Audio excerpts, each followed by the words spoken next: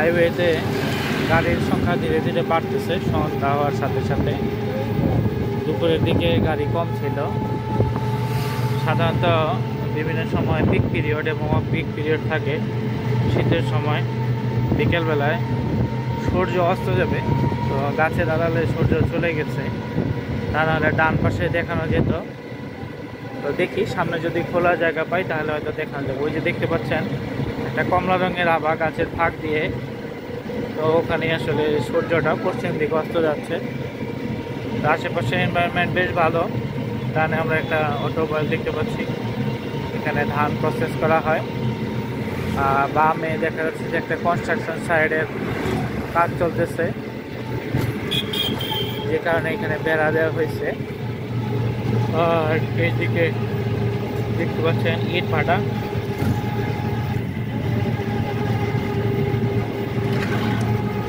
Truck আছে, আর তাছাড়া রাস্তার গাড়ি ঘোড়াও ভালোই খারাপ না। আশা করি সূর্যটা এখন দেখা যাবে।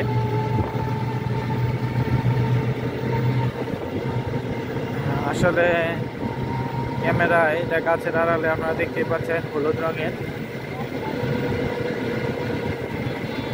এই সূর্যের ছায়াটা পানির উপর পড়ছে, রিফ্লেকশন হয়ে বেশ অন্যরকম আর কি।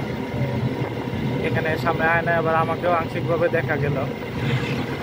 রাস্তাটা মোটামুটি ভালোই, চমৎকার প্লেন রাস্তা, এবং বাইকের সংখ্যাও একদম খারাপ না, ভালোই আছে।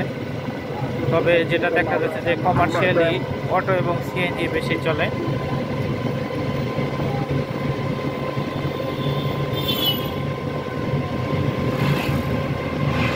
ঠান্ডার কারণে আসলে এই সময় লোকজন কম বের হবে।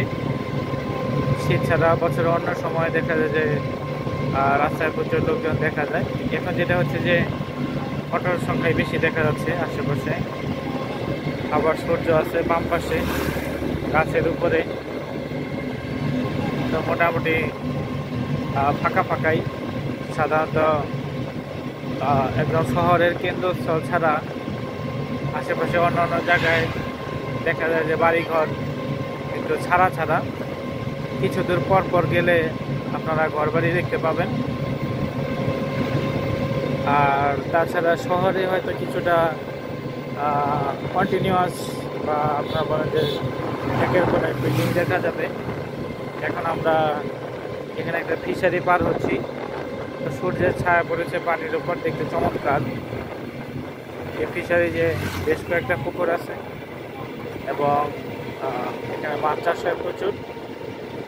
আসলে পানির কাছে গেলে বা ওয়াটার বডির কাছে গেলে আপনারা জানেন মনটা অনেক ভালো থাকে, দেখতেও ভালো লাগে, এবং পরিবেশটাও বেশ ঠান্ডা পরিবেশ, আরামদায়ক এনভায়রনমেন্ট।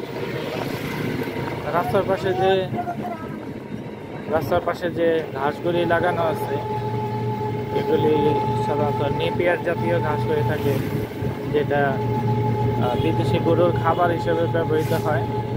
বিশাল বিশাল ঘাস, তো এগুলি কেটে যে গরুকে খাওয়ানো যায়। আবার এগুলি কাটার জন্য আলাদা মেশিন আছে, সেই মেশিনে কিন্তু এটা কাটা সহজ।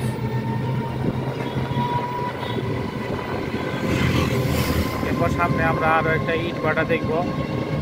ইট ভাটা আপনারা দেখতে পাচ্ছেন, কিছু ইট কিন্তু ওই যে লাল ইটগুলি রেডিমেড প্রস্তুতকৃত ইট, এবং এই পাশে এতে মাটির যে এইগুলো দেখতে পাচ্ছেন, এগুলি হচ্ছে আসলে ইটের ছাঁচ। এগুলি আগুনে পুড়িয়ে তারপর অ্যাকচুয়ালি ইট বানানো হবে। এগুলি লাইন ধরে রাখা। তো আশা করি আপনাদের ভিডিওটি ভালো লেগেছে, সঙ্গেই থাকুন। ইনশাআল্লাহ পরবর্তীতে আবার দেখা হবে। আল্লাহ হাফেজ।